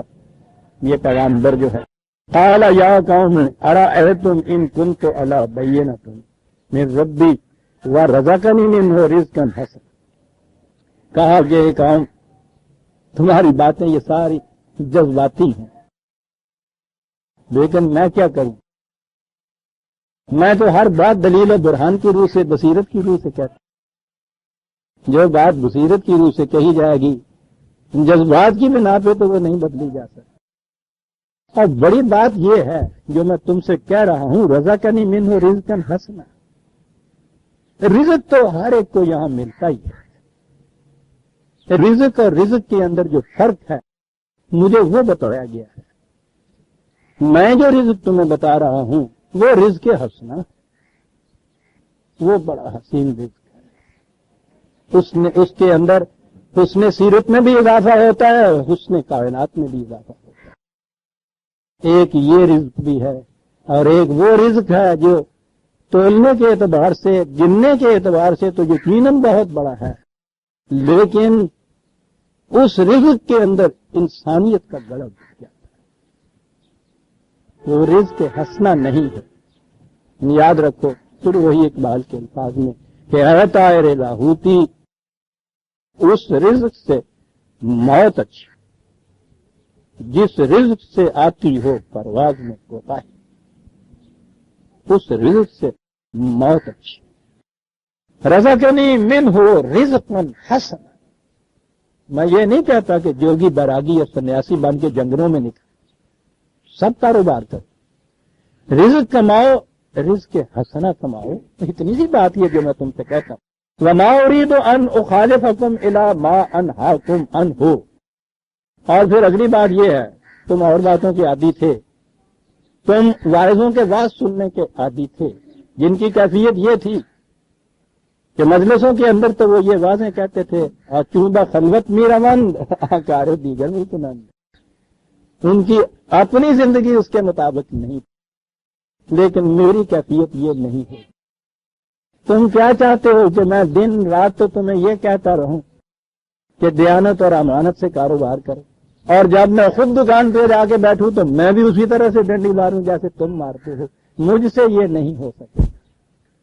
اگلی بات یہ آ گئی کہ جو دوسرے سے کہنے والا ہے اس کے لیے ضروری ہے کہ پہلے خود اس کے اوپر عمل کرے جو دوسرے سے وہ کہہ رہا ہے، یہ تو نہیں ہو سکتا۔ ان اريد الا الاصلاح ما استطعت، اور میرے پیش نظر کوئی ذاتی مفاد نہیں، میں تو تمہاری اصلاح چاہتا ہوں۔ وہ فساد کے مقابلے میں اصلاح آ گئی، ہمواریاں پیدا کرنا چاہتا ہوں تمہارے معاشرے کے اندر، جتنی بھی استطاعت مجھ میں ہے میں اس کے مطابق یہ چاہتا ہوں کہ یہ کرتا چلا جاؤں۔ وما توفیقی الا باللہ، یہاں بھی یہ عام لفظ توفیق کا لفظ تو ہم روز بولتے ہیں، اچھا بھی اللہ تعالیٰ میری توفیق دے دے، مجھے اس کی توفیق ہی نہیں تھی۔ آپ دیکھتے ہیں اس کے معنی ذہن میں کچھ اور آتے ہیں، بنیادی معنی کے اعتبار سے قرآن میں یہ جو استعمال ہوئے ہیں یہ الفاظ بڑے غور طلب۔ ایک چیز تو یہ ہے اریدو، میں یہ ارادہ کرتا ہوں، میں چاہتا ہوں، میرا نصب العین یہ ہے، میرا مقصد یہ ہے۔ اب اس مقصد کے حصول کے لیے اسباب بھی تو ملنے چاہیے۔ یہ جو واو سے قاف ہے اس کے بنیادی معنی ہوتے ہیں یہی چیز کہ کسی چیز کے مطابق اسباب اور سامان حاصل ہوں۔ جو مقصد ہے، ارادہ تو میرا یہ ہے، منشا بھی میرا یہ ہے، منتہا میرا یہ ہے، منزل میری وہ ہے، لیکن اب اس مقصد کے حصول، اس منزل تک پہنچنے کے لیے جو اسباب چاہیے مجھے، یہ ٹھیک ہے تم کہہ سکتے ہو کہ تمہارے پاس تو یہ اسباب ہی ہے نہیں۔ میں بھی محسوس کرتا ہوں کہ اتنا بڑی اصلاح کا کام جو معاشرے میں لے کے اٹھا ہوں، سر دست تو یہ نہیں ہے، لیکن مجھے یقین ہے کہ اگر میں خدا کے بتائے ہوئے راستے پہ چلوں گا تو مجھے اس کے مطابق وہ اسباب بھی مل جائیں گے کہ جو حصول مقصد کے لیے ضروری ہیں۔ اسے کہتے ہیں توفیق۔ وما توفیقی الا باللہ۔ تم جو اعتراض کرتے ہو کہ تمہارے پاس وہ سامان اور وہ ساز کہاں ہیں جو تمہارے مقصد کے حصول کے لیے ضروری ہیں، اس نے کہا ٹھیک ہے نہیں اس وقت۔ مجھے یقین ہے کہ اگر میں الا باللہ، اگر میں خدا کے بتائے ہوئے راستے کے مطابق کام کروں گا تو مقصد کے حصول کے لیے جن اسباب و وسائل و ذرائع کی ضرورت ہے وہ بھی ملتے ہی چلے جائیں گے۔ علیہ توکلت، اس لیے کہ مجھے اس کے قوانین کی سنگ خیزی پر پورا بھروسہ ہے، یقین ہے مجھے اس سے۔ اس لیے جب بھی راستے میں کہیں کوئی رکاوٹ آئے گی، کوئی مشکل آئے گی، کوئی پریشانی آئے گی، الہ انیب، میں اسی کے قانون کی طرف رجوع کروں گا۔ یہ ہے میرا ساز و جراق، یہ ہے وہ ساز و سامان جس کے بھروسے کے اوپر میں اٹھ کے چلا۔ سن لو، وَيَا قَوْمِ لَا يَجْرِمَنَّكُمْ شِقَاقِي أَن يُصِيبَكُمْ مِثْلُ مَا أَصَابَ قَوْمَ نُوحٍ أَوْ قَوْمَ هُودٍ أَوْ قَوْمَ صَالِحٍ۔ اے قوم، تمہیں میرے خلاف دشمنی ہے، ٹھیک ہے، میری مخالفت کرنا چاہتے ہو تو کرو ضرور، لیکن اتنا تو سوچ لو کہ میری مخالفت میں تمہارا حشر کہیں وہ نہ ہو جائے جو ان قوموں کا حشر ہوا تھا اس سے پہلے جنہوں نے رسولوں کی مخالفت کی تھی۔ تمہارا اس سے جی چاہے خوش ہوتا ہے کر لو، کوئی بات نہیں، میرا تو نہیں کچھ بگڑتا، لیکن یہ سوچ لو کہ اس مخالفت میں تمہارا بھی کہیں وہ حشر نہ ہو جائے جو ان قوموں کا ہوا تھا۔ فما قوم لوط منکم ببعید، یہ قومیں تو پھر بھی شاید دور ہوں تم سے، فاصلہ بھی شاید زیادہ ہو ان بستیوں کا، تاریخی اعتبار سے بھی شاید وقت بھی بہت پیچھے گزر گیا ہو، تو قوم لوط تو تمہارے پاس کل کی بات ہے، تم نے اپنی آنکھوں سے دیکھا اسے، اور یہ اس کی بستیاں ہیں جن سے تم دن رات گزرتے چلے جاتے ہو۔ اس لیے واستغفروا ربکم ثم توبوا الیہ، اس تباہی سے بچنے کے لیے سامان حفاظت مانگ لو خدا سے، اور وہ تمہیں میں نے بتا دیا ہے کہ غلط روش جو ہے تمہارے اپنے ہاں کے اس معیشت کی، اسے چھوڑ دو، وتوبوا الیہ، اس کی طرف جاؤ اور کہو کہ آپ بتائیے ہم کیا روش اختیار کریں۔ دیکھا استغفار اور توبہ کے معنی کیا ہے؟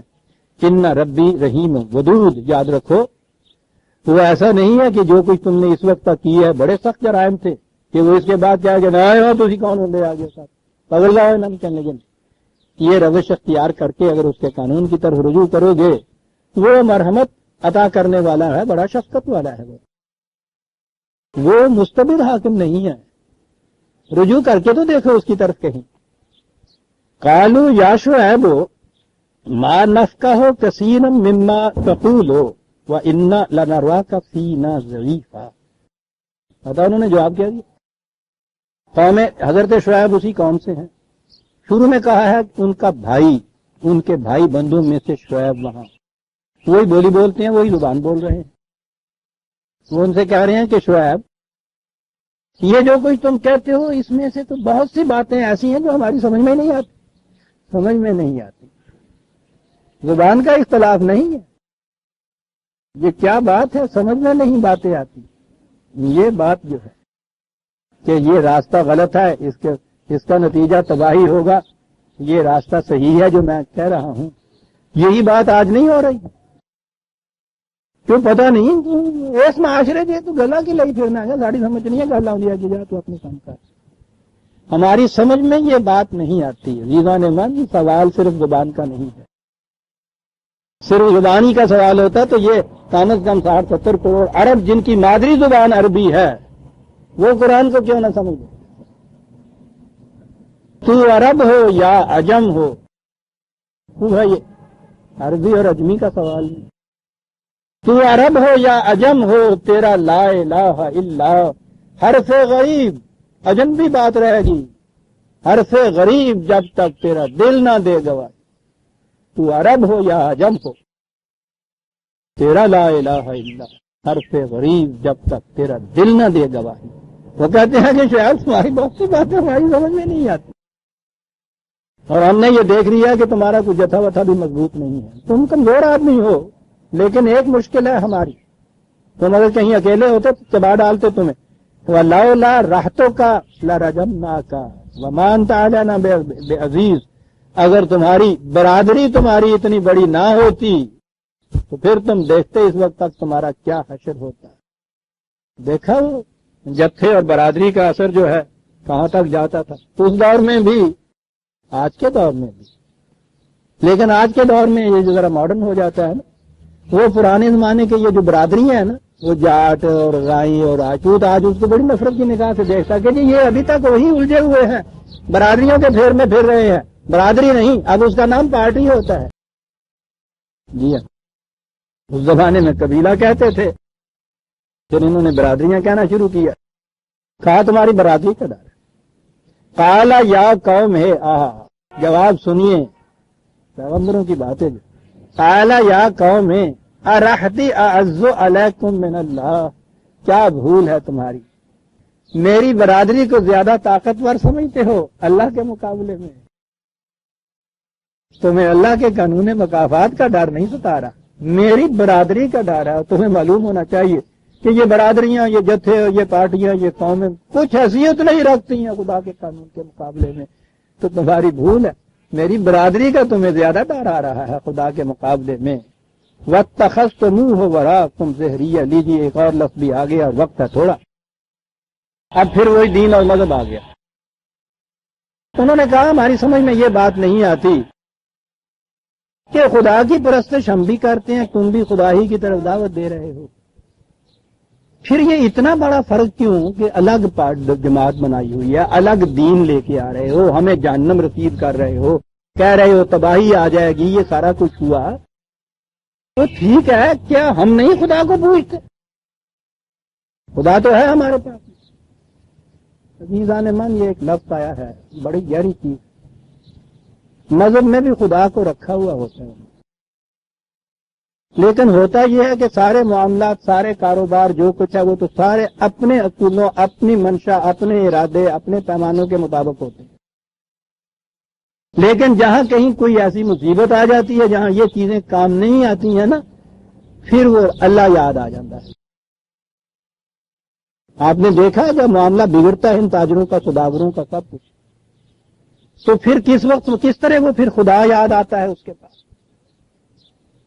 وہ بڑا خدا تو ایک طرف، یہ پتھروں میں لیٹے ہوئے جو ہیں ان کے ہاں جا کے کیسے گڑ گڑاتے ہیں، کیسے نظریں دیتے ہیں، اور خدا تو بڑا یاد آ جاتا ہے پھر اس کو. ایسے وقت میں خدا یاد. انہوں نے کہا اگر سے شعیب نے قوم سے کہ ٹھیک ہے، تم ٹھیک کہتے کہ خدا کو تم بھی مانتے ہو، لیکن پوزیشن ذرا مختلف دے رکھی ہے تم نے خدا کی. اور یہاں ہے عزیزان من وہ لفظ آیا ہے جو سنیے اور سن جائیے کیا کہہ گیا قرآن. عرب قافلوں میں سفر کرتے تھے، اپنے ہاں اونٹ ساتھ لے جاتے تھے. سینکڑوں میل کا سفر، ریگستان کا سفر، نہ راستے میں کوئی آبادیاں، نہ کوئی دوسرے انسان بسنے والے، نہ کوئی مدد کرنے والا. وہ کرتے کیا تھے؟ آج بھی ہمارے ہاں حالانکہ سڑکیں نہایت اچھی ہوتی ہیں، نئی موٹر بھی آپ نے خریدی ہوئی ہو تو اس کے پیچھے اسٹپنی لگا لیتے ہیں آپ. ایک فالتو ٹائر. یہ جو باقی ٹائر ہیں ان کو اگر سارے سفر میں کچھ نہ ہو تو فالتو کی ضرورت نہیں پڑتی. یاد بھی نہیں آتا کہ رکھا ہوا ہے یا نہیں پیچھے. کب یاد آتا ہے؟ جب ایک ٹائر پھٹتا ہے. جب وہ پھٹتا ہے تو وہ جو رکھا ہوا ہوتا ہے نا پیچھے اگلا ایکسٹرا، پھر اس وقت وہ یاد آ جاتا ہے. اس وقت کام دیتے ہیں. جب تک گاڑی چلتی رہتی ہے اس وقت تک اس کی ضرورت نہیں پڑتی. ارے وہاں اس زمانے میں موٹروں پہ نہیں تھے، وہ اونٹوں پہ سفر کرتے تھے. ایک آدھ اونٹ اپنے ساتھ فالتو رکھ لیتے تھے اسٹپنی کے طور پر، کہ راستے میں اگر کسی جانور کو کچھ ابھی نبی ہو جائے، کچھ یہ ہو جائے تو پھر کیا کریں اس وقت؟ جنگل میں، صحرا میں کیا کریں اس وقت؟ اس کا سامان کیا کرے، سواریوں کو کیا کرے؟ تو وہ ضرور ساتھ فالتو رکھتے تھے کہ جب تک تو کام ان سے چلتا رہے. میں نے عرض کیا ہے نا کہ یہ آج کی مثال جو ہے 4 ٹائروں کی اور اسٹپنی کی، یہ زیادہ سمجھ میں آنے والی بات ہے کہ اس وقت تک بالکل وہ یاد نہیں آتا. جب کہیں ٹائر پھٹ جاتا ہے تو اس وقت وہ یہ جو فالتو اونٹ یا آپ کی اسٹپنی تھی، عربی زبان میں اسے زہریہ کہتے تھے. کہا انہوں نے حضرت ہوشیار نے کہ قوم میں جانتا ہوں کہ خدا کو تو تم بھی پوچھتے ہو، خدا کو تم نے تو ایکسٹرا رکھا ہوا ہے. کاروبار تم اپنے ٹائروں سے چلاتے ہو، جب یہ پھٹ جاتا اس وقت اپنی یاد آتی ہے. مذہب کا خدا اور دین کا خدا عزیزاں، دین کا خدا 4 ٹائروں کی حیثیت نہیں رکھتا، گاڑی کے انجن کی حیثیت رکھتا ہے. اسی کے بل بوتے کے اوپر گاڑی چلتی ہے. مذہب کا خدا ایکسٹرا رکھا ہوا ہوتا ہے. اور ایکسٹراز سے تو ہمارے نوجوانوں کے دھیان کہیں اور بھی گیا ہوگا، ایکسٹرا بھی ہوتے ہیں. ایکسٹرا رکھا ہوا ہوتا ہے مذہب کا خدا. سارا کاروبار اپنے ٹائروں سے چلتا ہے. کبھی وہ یاد نہیں آتا وہ سپنی.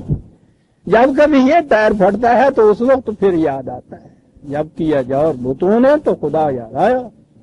کہا تمہارے ہاں خدا کی مانتے تم بھی ہو، میں تو نہیں انکار کرتا، بفرق صرف اتنا ہی ہے کہ میرے ہاں کا خدا جو ہے وہ اصل قوت اور توانائی ہے اس زندگی کے موٹر کی. تمہارے ہاں کا خدا تم نے اسٹپنی رکھا ہوا ہے کہ جب ان سے کام نہ چلے تو پھر اس کو تم یاد کرو. یہ ہے فرق تمہارا اور ہمارا. ان ربی بما تعملون محیط. لیکن تم مجھے تو دھوکہ دے سکتے ہو، عام انسانوں کو دھوکہ دے سکتے ہو، اس خدا کو تو دھوکہ نہیں دے سکتے جس نے یہ سمجھ رکھا ہے کہ کم وقت گاڑیاں اپنی تو چلاتے ہو اپنے ٹائروں سے، اور مجھے تم نے اس طرح ایکسٹرا بنا کے رکھ رکھا ہے. جانتا ہے وہ ان چیزوں کو. اب اس کے بعد کہا کہ باتیں بہت ہو گئی، لمبی چوڑی بات کی ضرورت نہیں ہے. اب آخری بات یہ ہے، یا قوم اعملوا علی مکانتکم انی عامل سوف تعلمون من یاتی ہے عذاب یخزیہ ومن هو کاذب وارتقبوا انی معکم رقیب. اب آخری بات، وہی پریگمیٹک ٹیسٹ جسے میں کہتا ہوں. دین اپنے دعوے کی صداقت اپنے نتائج سے پیش کرتا ہے. وہ ایک نظام ہے، وہ قائم ہوتا ہے، اس کے جو نتائج سامنے آتے ہیں وہ اس کے دعوے کی شہادت بنتے ہیں. دین کا دعویٰ ہوتا ہے کہ میرے نظام کے اندر کوئی شخص رات کو بھوکا نہیں سوئے گا.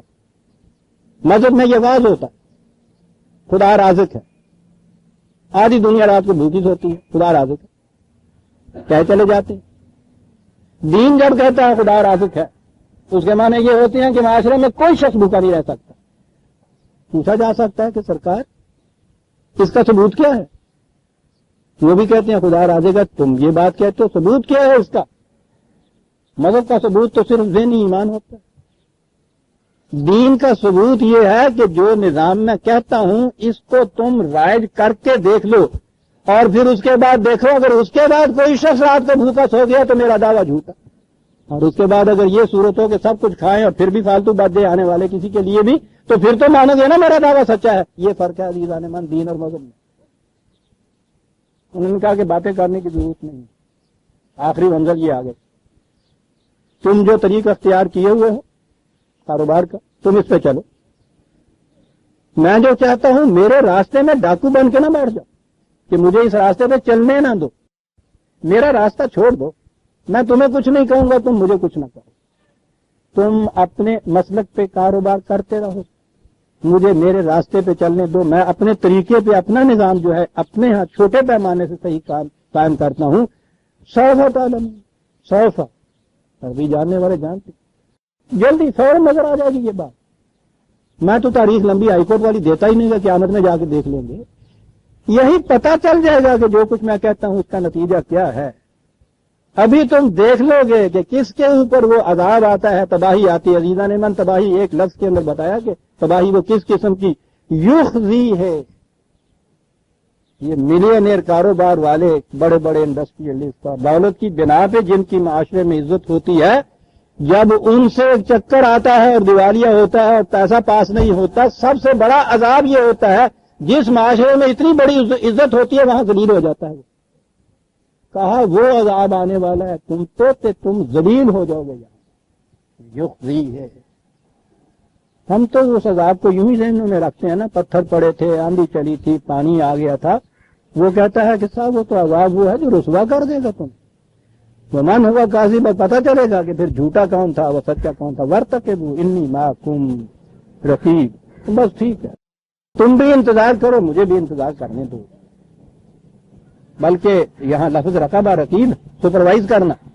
تم اپنے کاروبار کی سپرویژن کرو، مجھے اپنے اس نظام کی سپرویژن کرنے دیجئے، اس کے بعد پتہ چل جائے گا نتائج کیا نکلتے ہیں. وہی کھاتا سال کے بعد دیکھ لیں گے سر. وَلَمَّا جَاءَ أَمْرُنَا نَجَّيْنَا شُعَيْبًا وَالَّذِينَ آمَنُوا مَعَهُ بِرَحْمَةٍ مِنَّا وَأَخَذَتِ الَّذِينَ ظَلَمُوا الصَّيْحَةُ فَأَصْبَحُوا فِي دِيَارِهِمْ جَاثِمِينَ قَالَ لَمْ يَغْنَوْا فِيهَا. چلو پھر جب اس تباہی کا وقت آیا تو اس کے بعد پھر وہ قرآن اپنے انداز میں بات کیا کرتا ہے کہ ہم نے شعیب اور اس کے ساتھیوں کو تو اس تباہی سے بچا لیا، اور وہ جو قوم تھی اس کے اوپر ایک چھوڑا دینے والا زلزلہ آیا، نیست و نابود ہو کے رہ گئی. ایسی اجڑی وہ قوم کہ ان کی بستیوں میں آج جاؤ تو معلوم یہ ہوتا ہے جیسے کبھی کوئی ان میں بسا ہی نہیں تھا. یہ تھی جو اس زمانے میں قومی تباہی آیا کرتی تھی. الا بعدا لمدین کما بعدت ثمود. ہاں سننے والوں، اسے پڑھنے والوں، الا، عجیب بات. تم کے یوں نہ چلے جاؤ کہ ایک داستان کہانی تھی سنانے کے لیے. یہ الا کے معنی ہوتا کھٹکھٹا دینا کسی کو. آگاہ رہو، سن رکھو. دیکھا تم نے مدین کا کیا اثر ہوا؟ ویسا ہی ہوا جیسا کہ قوم ثمود کا ہوا تھا. ان کی معیشت زرعی تھی، ایگریکلچر اکانومی تھی. اس کو غلط نظام پہ رکھا، ذاتی ملکیت انہوں نے بنا لیا، وسائل رزق تو وہ تباہ ہوئے. ان کی اکانومی ٹریڈ کی تھی، کامرس کی تھی، کاروبار کی تھی، بزنس کی تھی، انڈسٹری کی تھی. انہوں نے غلط پیمانوں کے اوپر اس کو چلایا. ان کا بھی حشر یہ ہے. سوال یہ نہیں ہے کہ وہ زرعی معیشت ہے یا ٹریڈ کی معیشت ہے تمہارے ہاں کی. سوال تو یہی ہے کہ وہ خدا کی اقدار کے مطابق معیشت ہے یا اس کو چھوڑ کے معیشت ہے. جہاں اسے چھوڑو گے تباہی مقدر ہے. یہ ہے جو چیز کہنے والی تھی. قوم مدین یا قوم شعیب کی داستان یہاں ختم ہوتی ہے. سورہ ہود کی آیت 95 تک ہم آگے عزیزان من 96 سے آئندہ لیں گے. ربنا تقبل منا انک انت السمیع العلیم.